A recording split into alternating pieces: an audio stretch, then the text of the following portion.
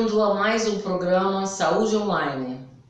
Hoje estamos com o Dr. Fábio Tucci, cardiologista, especialista pela SBC, doutor em ciências pela UERJ e um dos diretores da Biomais, que vem a ser um centro de reprogramação corporal e comportamental.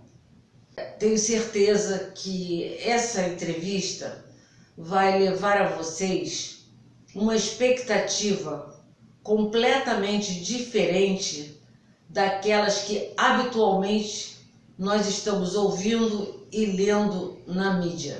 E vocês vão ficar bastante surpresos com tudo que o Dr. Fábio vai nos dizer a partir de agora.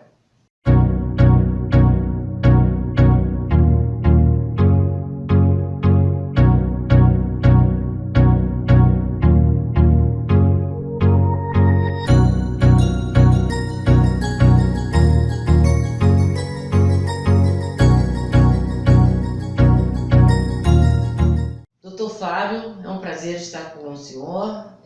Gostaria que o senhor fizesse a sua primeira apresentação para que eles possam conhecer um pouquinho mais do senhor. Vitória, gostaria de dizer que é um prazer estar aqui com você e poder falar um pouquinho da nossa experiência com o tema medicina de estilo de vida. É um tema muito impactante, de relevância para a nossa sociedade, e a gente vem aqui tentando dar informações para esclarecer a população em relação a esse tema. Doutor Fábio, tudo que nós sabemos até hoje em mudança de estilo é a nível de exercício, de dieta, enfim, aquilo que as pessoas normalmente até falam uma para as outras no intuito de achar que está ajudando, né? E muitas vezes não é bem assim. Primeiro eu queria que o senhor falasse qual a proposta do Biomais. Bom, o Biomais é um centro de reprogramação corporal e comportamental, que vem com uma proposta fundamentada no que a gente chama de medicina de estilo de vida, do inglês Lifestyle Medicine. É um conceito que já está sendo muito difundido nos Estados Unidos e na Europa, mas que no Brasil ainda é um pouco desconhecido. Ele basicamente preconiza um atendimento clínico multiprofissional, visando mudanças comportamentais dos hábitos de vida a longo prazo de forma sustentável. Isso com um impacto importante nas doenças crônicas não transmissíveis, tais como doenças cardiovasculares, diabetes, doença pulmonar crônica e alguns tipos de câncer. Até então, doutor Fábio, eu acho que a população, de um modo geral, acreditava que a prevenção ou o tratamento para qualquer tipo de doença a qual o senhor falou seria através de um check-up. E eu gostaria que o senhor dissesse para nós o diferencial do check-up e do tratamento que vocês propõem no Biomais. Então, Vitória, essa pergunta é muito importante, porque realmente o termo medicina de estilo de vida vem a gerar dúvidas nas pessoas que desconhecem o tema. A primeira questão é que não é um check-up. Normalmente o check-up é baseado numa avaliação única, muitas vezes utilizando vários métodos diagnósticos e que podem até ser desnecessários ou inapropriados para a população. Até porque cada indivíduo tem o seu perfil de risco e isso geralmente é proporcionado através de pacotes e que são remunerados pelo número de exames que são oferecidos. Então, um exemplo clássico é, por exemplo, a questão do pedido de PSA para rastreamento de câncer de próstata. Uma população mais jovem, que não tem história familiar de câncer de próstata ou que não tem sintomatologia de doença prostática, se você fizer sistematicamente o exame comparado a não fazer numa população acima de 40 anos, você pode ver que lá na frente essas pessoas não vão morrer menos de câncer de próstata e vão ser submetidos a mais exames invasivos com risco de impotência, dificuldade de ereção, justamente porque aquela informação inicial que foi equivocada levou uma série de outros exames e que inclusive custaram também, tiveram um custo econômico. Então essa primeira distinção entre o que é a proposta do Biomais e check-up, ela tem que ser feita. A gente não visa fazer um check-up. Existem outros conceitos também que geram confusão com a medicina de estilo de vida. Um deles é a própria medicina preventiva. A medicina preventiva por si só, ela visa a prevenção das doenças. Ela não aborda doenças já estabelecidas. Na verdade, ela visa uma série de atitudes né, individuais ou populacionais que visam prevenir o estabelecimento da doença.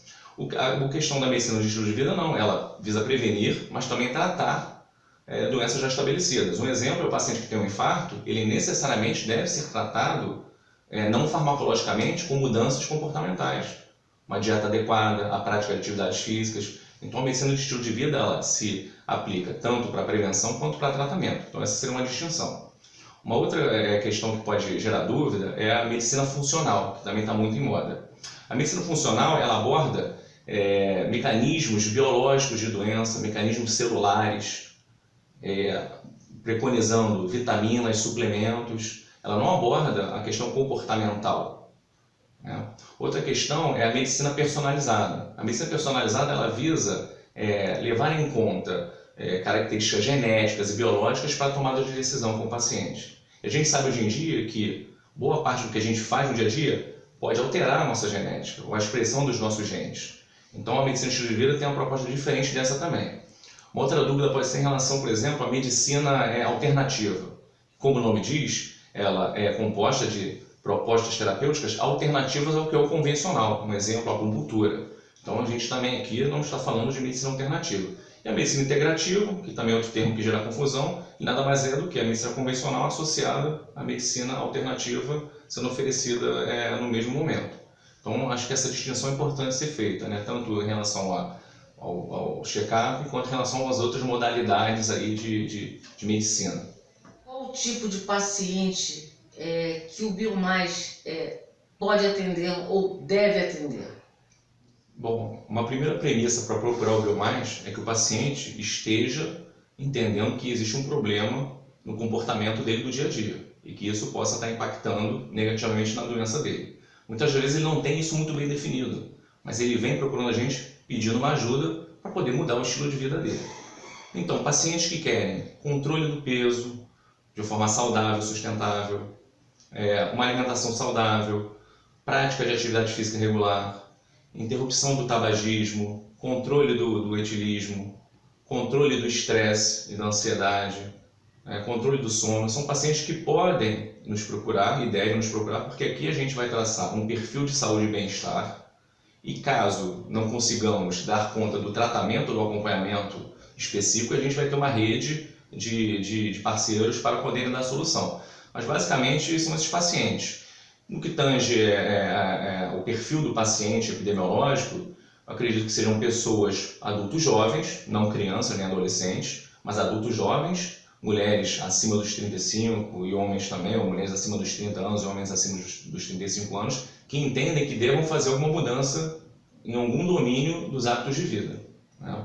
Visando justamente evitar uma doença ao longo do tempo. Mas, obviamente, que um paciente que já tenha uma hipertensão, um paciente que já esteja obeso, que já esteja diabético, ou até mesmo que já tenha tido um evento cardiovascular, esse paciente também pode ser acompanhado por nós. Só que, além disso, vai demandar um acompanhamento com um especialista, e muitas das vezes com reabilitação específica, que não é a nossa proposta aqui. Na verdade, a nossa proposta é prover para o paciente ferramentas, habilidades que ele possa ter hábitos de vida saudáveis e perdurando aí ao longo do acompanhamento dele. Coisa que é muito difícil atualmente, porque hoje em dia as pessoas mudam os hábitos com fórmulas milagrosas e não sustentam.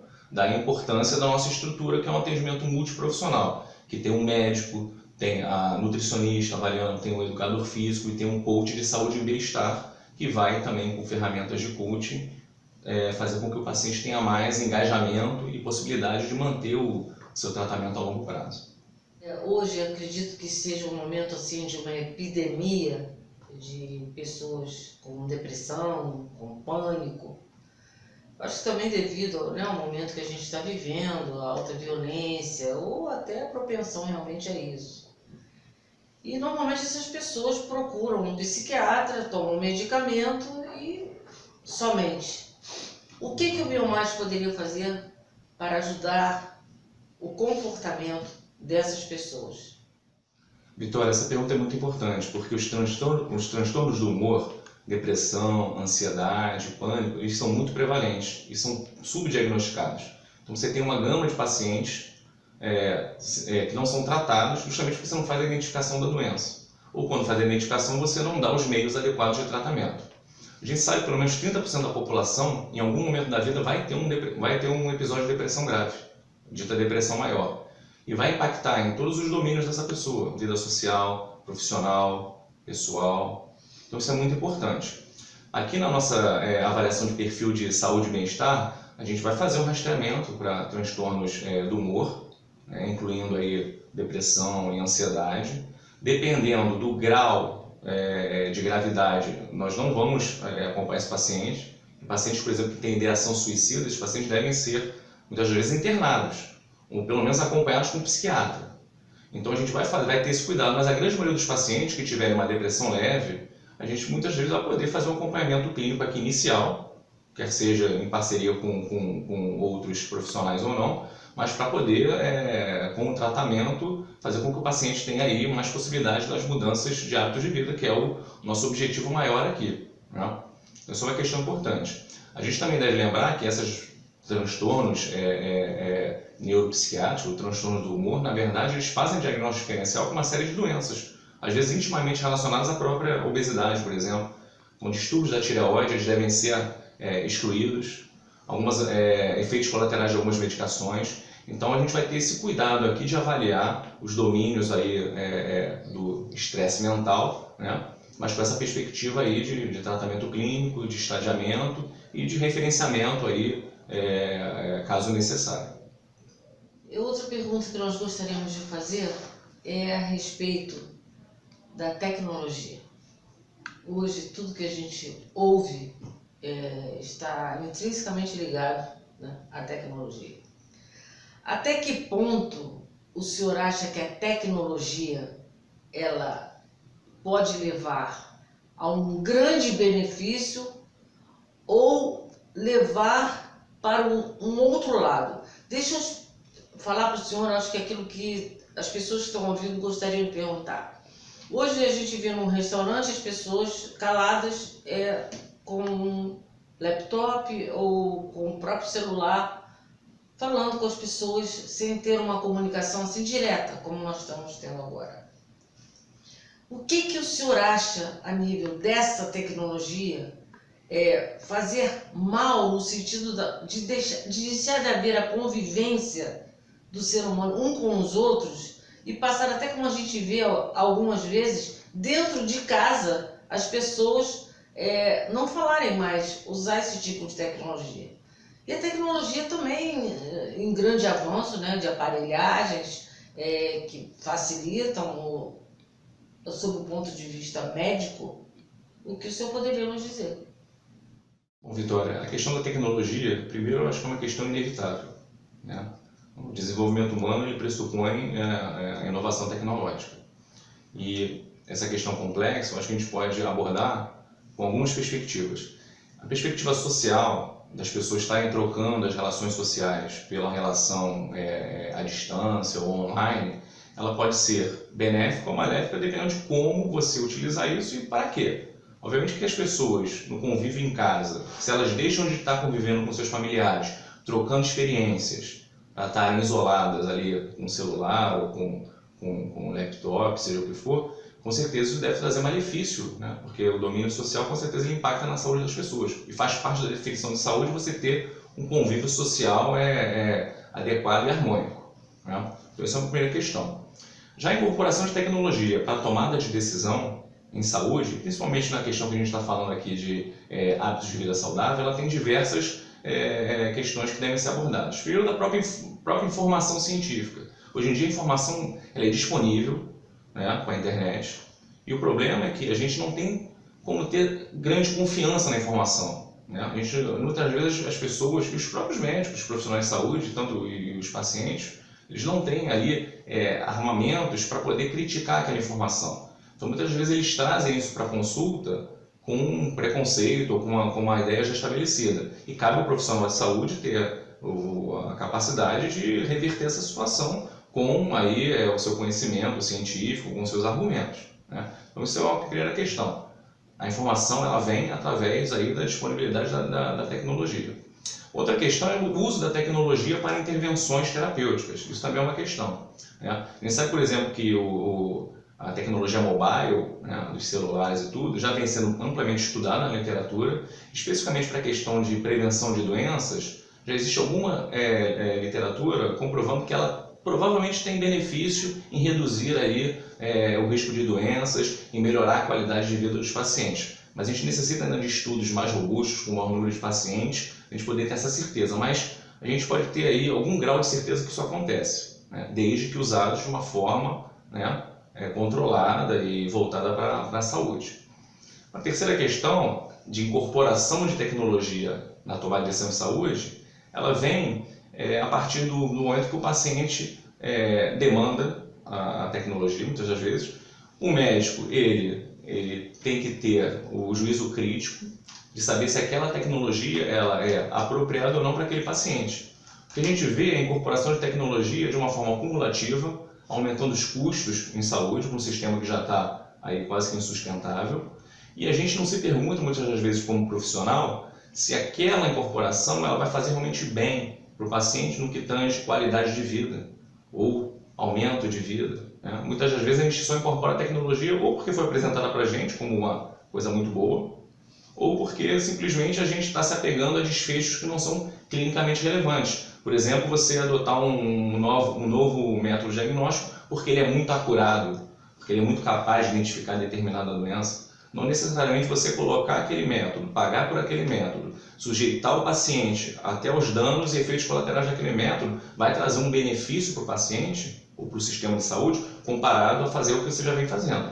Então, isso é uma questão muito importante, né? Tanto no nível de tomar decisão individual com o paciente, quanto no nível de tomar decisão em sistema de saúde.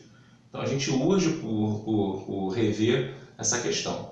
E a questão, obviamente, de incorporação de tecnologia em saúde, que a gente sabe que existe, pela questão da ética profissional. Muitos médicos, muitos profissionais de saúde, eles realmente se beneficiam economicamente da incorporação. Então, cabe cada um julgar, né, o que é correto e fazer, né, o que acha que é correto. Mas, com certeza, a gente tem aí exemplos inúmeros, né, inclusive na mídia, de que a gente tem essa questão aí de incorporação com um viés antiético. Eu acho que outra pergunta muito interessante seria a respeito do que nós já falamos anteriormente, sobre as pessoas hoje terem um estilo de vida de estar sempre conectado com o iPad, com o celular, e com isso elas ficarem muito sedentárias, né? E isso trazer o que nós também estamos falando sempre sobre a obesidade. O que o senhor acha em função desse estilo de vida errado? O que isso pode trazer na realidade em função das pessoas hoje terem mais casos de obesidade? Bom, Vitória, essa dinâmica entre tecnologia, estilo de vida e os seus desfechos, obesidade ou sedentarismo, ela pode vir para o bem ou para o mal, porque você pode muitas vezes usar a tecnologia para te auxiliar a ficar mais ativo. Programas que te estimulam a fazer atividade física, que monitoram aí os seus batimentos. Então, na verdade, não é a tecnologia que determina a obesidade, é como ela é usada que pode determinar ou não o maior ou menor risco do paciente ser obeso ou sedentário. O fato é que hoje em dia a obesidade ela é uma epidemia. O Brasil ele está obeso. Nós vivemos uma transição da desnutrição para a obesidade.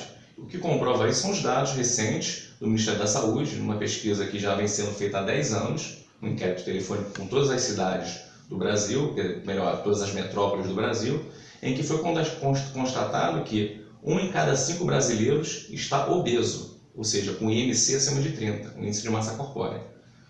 Mais da metade da população masculina e feminina está com sobrepeso, um IMC acima de 25. Ou seja, nós estamos aí com uma população com alto risco de desenvolvimento de doenças crônicas não transmissíveis, né? Doenças cardiovasculares, câncer, diabetes, ao longo das próximas décadas. Isso, com certeza, é maior com o envelhecimento da população e vai determinar um impacto econômico muito importante para o país e também na vida das pessoas. Então, isso é uma questão muito importante. Esses dados mostram também que o Rio de Janeiro é a capital da obesidade. Então, nós estamos aqui no momento certo e no lugar certo com essa proposta aí de mudança comportamental, que inclui aí o controle do peso, para que a gente possa prevenir aí as doenças que vão advir da obesidade, né? com mais qualidade de vida para as pessoas, com maior tempo de vida boa. Doutor Fábio, depois de todas essas considerações que nós fizemos e de algumas perguntas que eu acho de suma importância e de alto interesse, né, a nível de nós leigos e da própria população médica, eu gostaria que o senhor falasse sobre a proposta do Biomais em função de tudo que nós conversamos até agora. Então, a nossa proposta no Biomais, fundamentada nos preceitos da medicina de estilo de vida, é oferecer um tratamento, acompanhamento, avaliação multiprofissional para pessoas que querem mudar os seus hábitos de vida de forma sustentável e com saúde. Nós objetivamos acessar os valores e preferências do paciente e traçamos metas em função disso, visando qualidade de vida e realmente com segurança obter uma vida saudável.